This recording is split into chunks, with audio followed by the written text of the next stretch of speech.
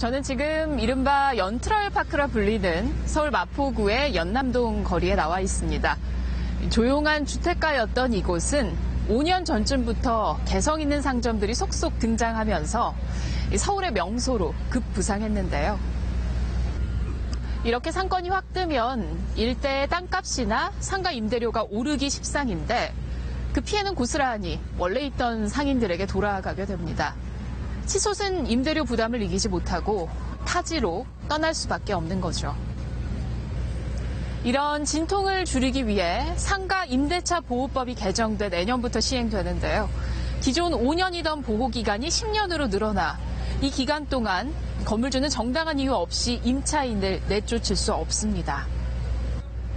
상인들 입장에선 분명 환영할 일이지만 여전히 무거운 한숨 속에 가게를 여는 사람들이 있습니다. 홍진아 기자가 취재했습니다. 70대 노부부가 운영 중인 서울 시내의 한 식당입니다. 5년 전 권리금 5천만 원에 내부 수리비 8천만 원까지 목돈을 들여 자리를 잡았는데 곧 장사를 접어야 하는 신세가 됐습니다. 건물주로부터 계약 기간이 끝났으니 나가달라는 통보를 받은 겁니다. 성진동 와서 좀 돈 좀 벌라고 그러니까 또 재개발 때문에 한 5년 동안 또 투쟁하다 다 날려먹었죠 또. 이건 재개발 아니니까 뭐 쫓겨날 일 없다 생각은 아니니까 내가. 내년부터는 임대계약 보장 기간이 최장 10년으로 늘어나지만 이 씨처럼 올해 계약이 만료되는 경우는 법 적용이 안 됩니다. 재건축, 재개발로 상가에서 나와야 하는 경우도 제외돼 있습니다. 강남에서 네일아트 가게를 운영하는 김모 씨는 지난 3월 건물이 재건축된다는 통보를 받았습니다. 임대계약을 맺은 지 불과 넉 달 만이었습니다. 현재 김 씨만 홀로 버티고 있습니다. 언제까지 비워줄 수 있겠느냐. 서로 합의를 할 줄 알았지 그냥 나가라고 할 줄은 전혀 상상을 못했기 때문에. 이 지역은 높은 임대료를 버티지 못하고 기존 상인들이 하나둘 떠나 현재 100곳 중 대6곳꼴로 점포가 비어 있습니다. 이렇게 빈 점포가 많으면 임대료도 자연히 낮아져야 할 텐데 현실은 그렇지 못합니다. 이곳 삼청동의 경우 평균 매출이 종로구 전체 평균보다 낮은데도 임대료는 오히려 높은 수준입니다. 건물주가 임대료를 내리면 상가가치 하락으로 이어질 것을 우려해 손해가 나더라도 일단 버티기 때문이란 분석입니다.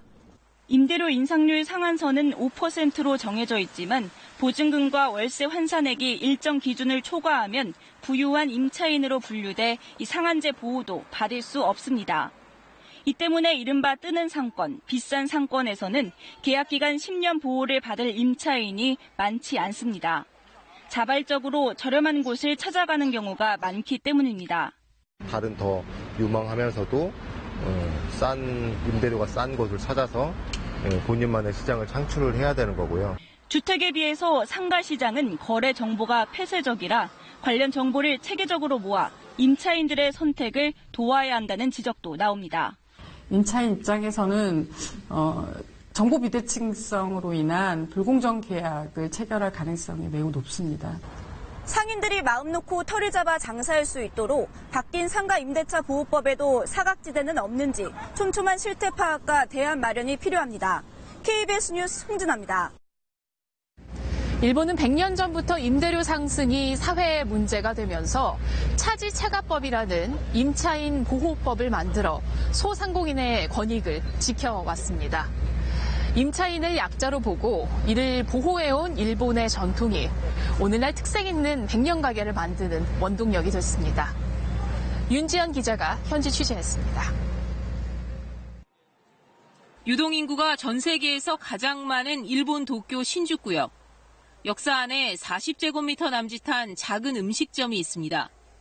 수십 년째 같은 커피값에 저렴한 음식, 다양한 문화활동에 반해 하루 1,500명이 이곳을 찾습니다. 500回とか多分来てると思いますね。今もそうです。すごく混んでるのにふっと一人になる時間が取れる。 대를 이어 이곳을 지켜온 지 50년. 10여 년 전 건물주가 바뀌면서 임대료 인상을 포함해 새로운 계약서를 요구한 적도 있었습니다.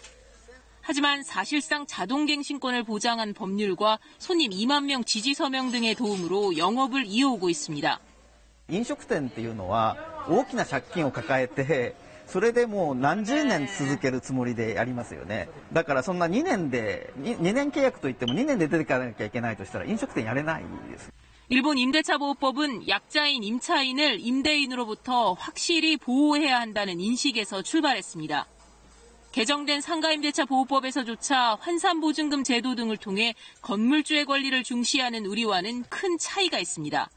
契約更新しませんよって出ていてくださいっていうのはあることはあります。お店が儲かってるからここだけ3倍にするっていうことはあんまりないですね。